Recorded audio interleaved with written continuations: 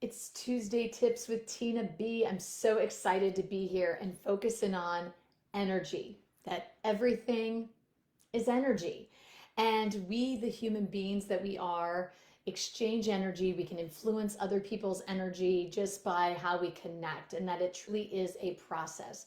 So I'd love to break down a tip with how you can tune into that essence and have that appropriate energy so that you can best connect with other people.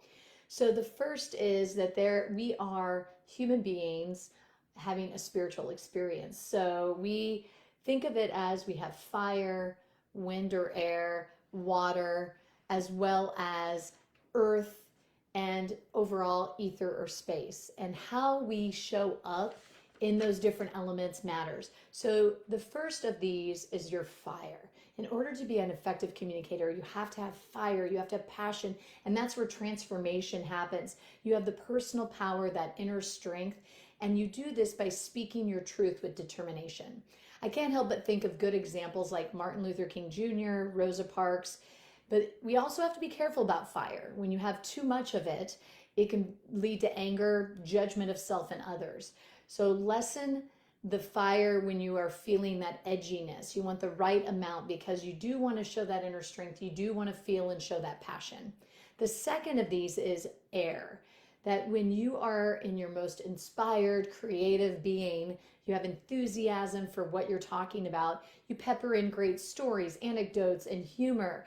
And when I watch TED Talks with Elizabeth Gilbert and how her very talk is about creativity, or Sir Ken Robinson when he talks about schools killing creativity, or even Oprah, all of them have that beautiful means of sharing enthusiasm for what they have to give in terms of the airiness and how it just comes out of them. Now, too much of that could mean that you're more unorganized, you're abrupt, maybe bumpy and unpredictable with your communication.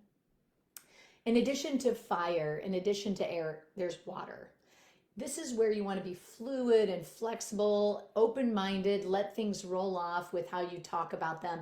So it's having that self-expression where you utilize the power of improv, being fully present in the moment. And how many of you feel like that can be challenging? I know that it can be, especially when you're doing a webinar and you're noticing lots of people have their cameras off, but it's just being in that moment. And I think of Tony Robbins and how he is completely an improvisationalist, where he feeds off the energy of the audience and he just gives it back out to them in his natural self.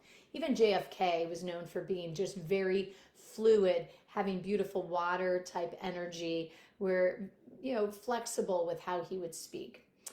Now, too much water or too little water, rather, would mean that your conversation is stale. It's not connected. You're not budging. You're very closed-minded, and it's essential if you want to connect with your audience and be that authentic, audience-centered speaker. You have to have a good balance of not only water, air, and fire, but also you want earth and being grounded. It's that groundedness, that sense of safety, of security, of being centered and rooted in your beliefs and your core values.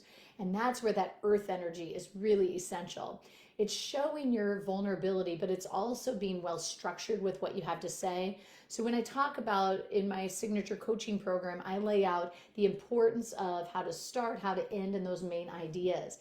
And I think of examples like Barack Obama or Jane Goodall, Nelson Mandela. All are very calm, earthbound, connected individual speakers. But if it's weak, if you're not grounded, if you don't have that strong earth-like presence, you're going to be even more judgy, not connected to self and others, and even disorganized. Now, the last of these is space, or the ether. And it's acceptance of the moment. It's awareness of where you are. It's connection. It's to that higher self, that inner truth, where you have clarity of what you're talking about. When you want to feel the closest to self in space, in the moment, and feeling fully poised and present, journaling, meditating, actually integrating ideas that you think about, that's when you are at the most beautiful centered self. And that's where you want all of these elements to be in balance. You want the right amount of fire, the right amount of air, the right amount of, of earth, the right amount of water, and you want to be in the space. So moving forward, think of the energy. What you put out there is what you get. And I would love for you to put in the comments what kind of presence or essence you're going to put out there for that's the best self that you are. This has been Tuesday Tips with Tina B. If you want more information, check out tinabakehouse.com. That's my website, tinabakehouse.com, to get great insights, not only from my blog, but also other videos. This has been Tuesday Tips. Remember, be you and be true.